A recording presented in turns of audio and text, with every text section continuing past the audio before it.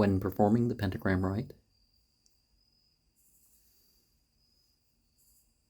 I got to the part where I was facing west, and I saw lines in the air that had different coloring than the background, and it didn't seem to mirror any part of my body or connect to my movements. And when I started to vibrate the verses, I saw not a circle, but let's just say approximately a circle divided into 3 parts. And so there was a left, a right, and a bottom third. And the right was notably brighter than the rest. And then I noticed that this portion wasn't entirely uniform in the color or shape in which it was. And then I felt a touch heady, and at the dividing points between the sections, there was a spike going out. Then I felt tingly and that rush of analgesic euphoria,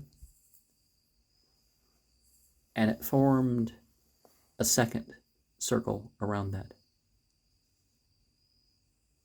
And finally, there was a thud sort of feeling, sinking, or a going out sort of feeling, and I didn't see myself. I didn't see anything in the mirror. When we talk about the fallen angels, in English, some older languages draw the distinction that these are beings of choice. They are the gendered, unseen beings. And the jinn, the fire beings, the Davas, the Asura, whatever you want to call them. Now, in the Christian world, they typically consider all beings of that class as demons. So I understand the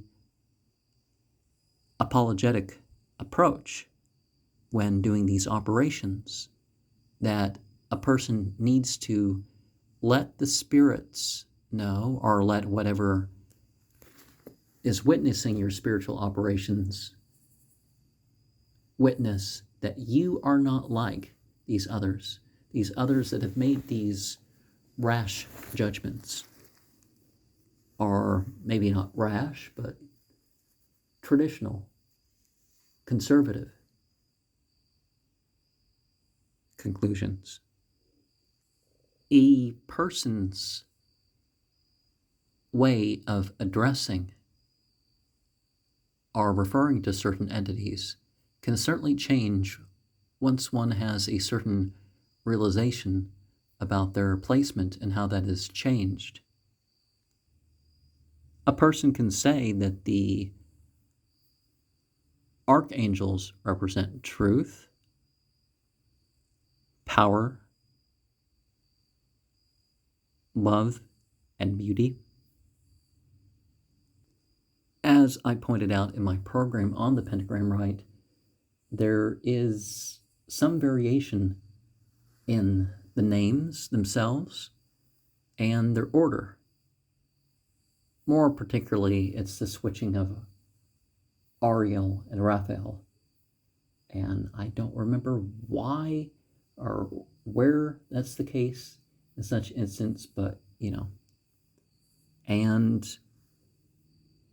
there's the ha, or is it the ya? Doesn't necessarily have to be part of any of these names. So Raphael, can have the yud or could not have the yud. Now it could have a Gabriel could have the yud or the hey or neither. Mikael could have is the one with the most variation possible with its name. You have Mukal, Mikal, Mishal, Mushal. You will know in what sense things will become real to you when you engage yourself in them, in the processes, and enact with the mythology according to what you actually consider is the correct beliefs and actions in which to do that. This book certainly lays down its opinions. Any system of mythology can be worked through your own soul if you just open up a bit